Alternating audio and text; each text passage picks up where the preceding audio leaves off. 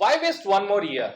NEET की counselling खत्म हो चुकी है और बहुत सारे स्टूडेंट्स को जिनको उम्मीद थी कि कोई ना कोई सीट मिल जाएगी, ऐसे बहुत सारे र्यूमर्स भी चल रहे थे कि प्राइवेट मेडिकल कॉलेज की सीट बहुत सस्ते में मिल रही है, और अगर वो निराश हुए हैं तो आपको एक और साल वेस्ट करने की बिल्कुल जरूरत नहीं है।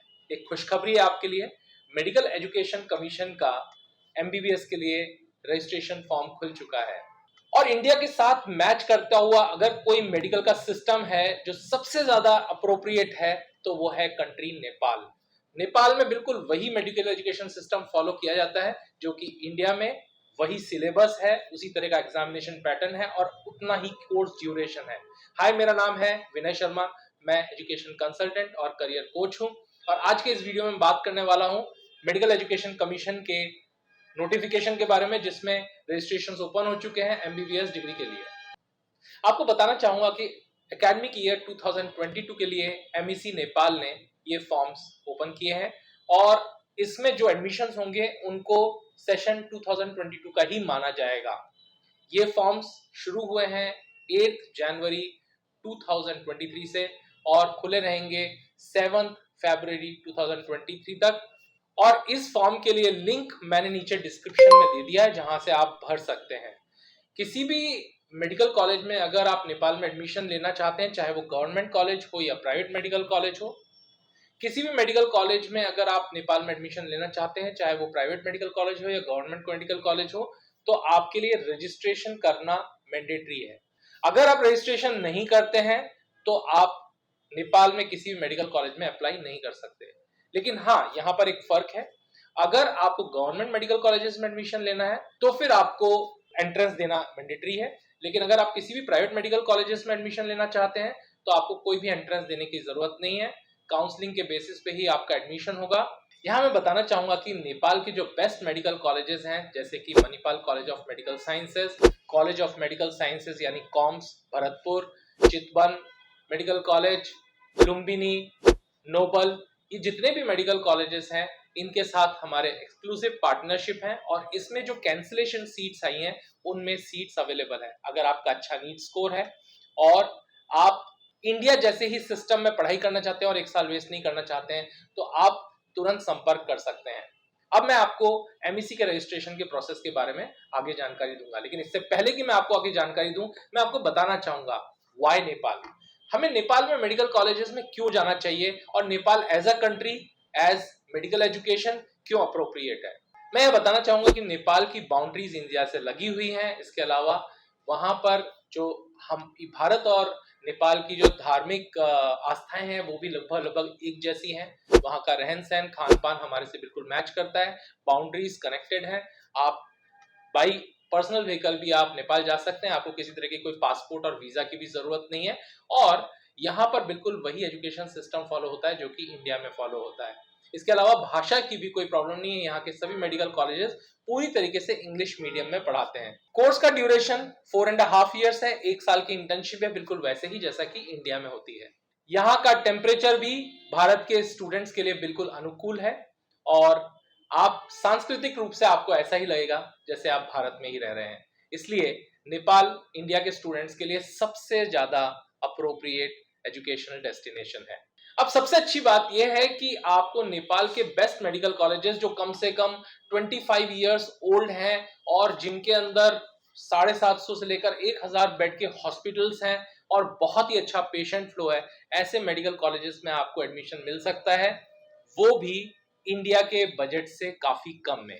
तो चलिए बात करते हैं एमईसी रजिस्ट्रेशन के बारे में। अगर आप एमबीबीएस या बीडीएस में नेपाल में एडमिशन लेना चाहते हैं तो आपको सेपरेट फॉर्म्स फिल करने होंगे। फॉर्म्स फिलिंग शुरू हो चुकी है और ये इसके लिए लास्ट डेट आपके लिए एक्चुअल में तो 7 फरवरी है, लेकिन आपको 5 फरवरी से पहले इस प्रोसेस को खत्म कर लेना चाहिए। या मैं एक बात बहुत एम्फेसिस के साथ कहना चाहूंगा, अगर आप एमईसीई पीएल 2023 जो कि वहां का एंट्रेंस एग्जामिनेशन है एमईसी का अंडर ग्रेजुएट में एडमिशन लेने के लिए, अगर वो आप एंट्रेंस देना चाहते हैं तो आपको सेपरेट फॉर्म भरना पड़ेगा। और अगर आप एंट्रेंस दिए बिना किसी प्राइवेट मेडिकल कॉलेज में एडमिशन लेना चाहते हैं तो फिर आपको एक सेपरेट फॉर्म भरना पड़ेगा। याद रखिए, अगर आपने गलती से दोनों फॉर्म्स भर दिए तो आपके दोनों के दोनों फॉर्म्स रिजेक्ट कर दिए जाएंगे। अब बात करते हैं ऑनलाइन एप्लीकेशन के बारे में। ऑनलाइन एप्लीकेशन फिल करने के लिए आपको नेपाली रुपीज में 8000 नेपाली रुपीज या फिर इंडियन रुपीज में 5,000 रुपीज डिपॉजिट कराने होंगे। इसके लिए बैंक अकाउंट की डिटेल्स मैं यहाँ स्क्रीन पे डिस्प्ले कर रहा हूँ। इसके अलावा ये जो अमाउंट है ये आपको हिमालयन बैंक के अकाउंट में, जो कि एमईसी का ऑफिशियल अकाउंट है, उसमें डिपॉजिट कराना होगा। यहाँ मैं एक बात आपसे जरूर कहना चाहूंगा, जो स्टूडेंट्स नेपाल में एडमिशन लेना चाहते हैं, आप अगर किसी कंसल्टेंट के थ्रू जा रहे हैं या आप हमारे थ्रू जा रहे हैं तो ये रजिस्ट्रेशन हम आपके लिए करेंगे। उसकी वजह यह है कि कई बार ऐसा पाया जाता है कि स्टूडेंट्स रजिस्ट्रेशन करते हैं, उनसे कुछ गलतियां हो जाती हैं या फिर कई बार उनके पेमेंट्स वहां पर नहीं हो पाते हैं और इसकी वजह से वहां पर वो एडमिशन लेने से वंचित रह जाते हैं। तो अगर आप एडमिशन हमारे थ्रू लेते हैं तो आपका एमईसी का रजिस्ट्रेशन हम ही फाइल करेंगे और इसके अंदर जो फीस है वो भी हम ही पे करेंगे।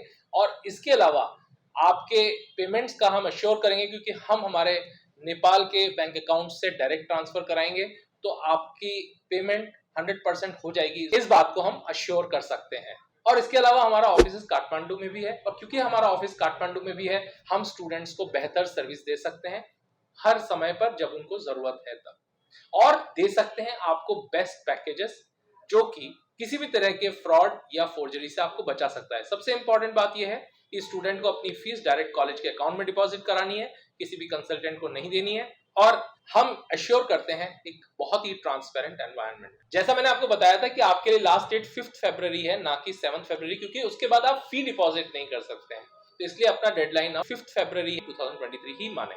यहाँ पर फॉरेन स्टूडेंट्स के लिए टोटल कॉलेज की सीट्स में से 8.25% गवर्नमेंट मेडिकल कॉलेजेस में सीट्स रिजर्व्ड हैं। अगर आप नेपालीज मैनेजमेंट वाले प्राइवेट मेडिकल कॉलेजेस की बात करते हैं तो वहां पर 33% सीट्स फॉरेन स्टूडेंट्स के लिए रिजर्व्ड है। और अगर कोई ऐसे मेडिकल कॉलेजेस हैं जैसे कि Manipal college of medical sciences जहां पे इंडियन मैनेजमेंट है, तो वहां पर 50% सीट्स इंडियन स्टूडेंट्स या फॉरेन स्टूडेंट्स के लिए रिजर्व्ड होती है। अगर आप सीट्स और कॉलेज की डिटेल्स के बारे में ज्यादा जानना चाहते हैं, top private medical colleges in Nepal के बारे में जानना चाहते हैं, तो लिंक मैं यहां दे रहा हूं, आप उसके ऊपर जाकर देख सकते हैं। अगर आप Manipal medical colleges, college of medical sciences, Chitwan medical college के भी वीडियो, जो कि पूरे डिटेल्स के साथ आपको वीडियो दिखा रहा है कि कॉलेज क्या है, इंफ्रास्ट्रक्चर क्या है, फैसिलिटीज क्या है, तो वो लिंक्स भी मैं यहाँ पर आई कार्ड्स में डाल रहा हूँ। तो अब बात करते हैं डॉक्यूमेंट्स रिक्वायर्ड। आपको कौन कौन से डॉक्यूमेंट्स की रिक्वायरमेंट होगी। सबसे पहले तो जो आपने पेमेंट किया है उसका ट्रांजैक्शन रेफरेंस नंबर आपको चाहिएगा, यानी कि टीआरएन। इसके अलावा आपको रिसेंट पासपोर्ट साइज फोटोग्राफ चाहिए, वो भी सॉफ्ट कॉपी में। आपको पासपोर्ट या आधार कार्ड की रिक्वायरमेंट होगी। आपको 12th की मार्कशीट चाहिए और इसके अलावा आपके काउंसिल के अंदर रजिस्ट्रेशन सर्टिफिकेट है, जैसे कि इंडिया में है तो आपके पास नीट का जो स्कोर कार्ड है उसकी आपको रिक्वायरमेंट होगी। अब बात करते हैं एलिजिबिलिटी की, कि अगर आपको नेपाल में एडमिशन लेना है तो आपकी एलिजिबिलिटी क्या होनी चाहिए। आपको लास्ट ईयर 2022 में नीट क्वालिफिकेशन नंबर था 117 जनरल कैटेगरी में। किसी भी स्टूडेंट को अगर नेपाल में एडमिशन लेना है उसको 2022 में नीट क्वालिफाई किया होना एसेंशियल है। वो किसी जैसे बाकी सब कंट्रीज के लिए 3 इयर्स का स्कोर एप्लीकेबल होता है, वो नेपाल में एप्लीकेबल नहीं है। आपको इसी करंट ईयर में ही नीट क्वालिफाई किया होना चाहिए और उसमें आपकी जनरल कैटेगरी में आप क्वालिफाइड होने चाहिए। एससी, एसटी, ओबीसी या कोई दूसरी कैटेगरी के स्कोर्स वैलिड नहीं होते हैं, नहीं माने जाते हैं नेपाल के अंदर। इसके अलावा आपके पास पीसीबी में 50%, यानी कि फिजिक्स, केमिस्ट्री, बायोलॉजी में इंडिविजुअल 50% होना चाहिए और टोटल एवरेज भी 50% से ज्यादा होना चाहिए। यहाँ पर जो अच्छे कॉलेजेस हैं, जो बहुत पुराने रेप्यूटेड कॉलेजेस हैं, वहां पर वो कुछ हायर परसेंटेज की भी डिमांड करते हैं और कई बार वो ज्यादा नीट स्कोर की भी डिमांड करते हैं। तो किस कॉलेज में कितने परसेंटेज की और नीट स्कोर की रिक्वायरमेंट होगी वो आप हमारे से नीचे दिए गए नंबर पे संपर्क करके जान सकते हैं, और उसके पैकेजेस और फीस स्ट्रक्चर क्या होंगे वो डिटेल्स भी आप हमसे जान सकते हैं। और जो स्टूडेंट्स गवर्नमेंट मेडिकल कॉलेजेस में एडमिशन लेना चाहते हैं, जैसे कि पाटन या BP Koirala, army medical college, इन सब के लिए आपको एंट्रेंस देना पड़ेगा। एंट्रेंस की डिटेल्स भी मैं नीचे डिस्क्रिप्शन में डाल रहा हूँ। एंट्रेंस एग्जामिनेशन में क्वालिफाई करने के लिए आपके 50 परसेंटाइल से ज्यादा होने चाहिए और जिसका स्कोर ज्यादा होगा उसको नेचुरली प्रायोरिटी दी जाएगी। एक बार फिर मैं आपसे रिपीट करके बोलना चाहूंगा, एमईसी के फॉर्म को आपको विशेष रूप से बहुत ध्यान से और जानकारी के साथ भरना है। अगर आपको थोड़ा सा भी इसमें रिस्क लग रहा है, आपको डाउट हो रहा है, तो आप कृपया किसी एक्सपर्ट की मदद लें, और अगर आप कंसल्टेंट के थ्रू जा रहे हैं तो कंसल्टेंट आपका ये फॉर्म भर देगा। क्योंकि इसमें अगर आपने गलती की तो आप ये मौका चूक जाएंगे और आप नेपाल में एडमिशन नहीं ले पाएंगे। अब मैं आपको एक बहुत इंपॉर्टेंट कंपैरिजन भी बताना चाहूंगा। अगर आप नेपाल के मेडिकल कॉलेजेस में एडमिशन लेते हैं तो दरअसल जो कॉलेजेस में आप एडमिशन लेने जा रहे हैं, जो हमारे एक्सक्लूसिव कॉलेजेस हैं, उन कॉलेजेस की कंपैरिजन अगर आप उनका comparison Indian private medical colleges से करेंगे तो वो फार फार बेटर है in standards of education, hospital facility, clinical exposure. इसलिए आपको इंडिया की कॉस्ट से कहीं कम आपको वहां से बेहतर फैसिलिटी नेपाल में मिल जाएगी। प्लस जो भी नेशनल मेडिकल कमीशन गजट 2022 के जितने भी रूल्स थे वो सब नेपाल फुलफिल करता है और इसलिए नेपाल से बेहतर ऑप्शन कोई भी नहीं है। अब कई लोगों का ये भी मन में विचार आता है कि कुछ ही दिन तो बचे हैं, 2023 का भी नीट आने वाला है, तो क्यों ना हम उस एग्जाम को दे लें।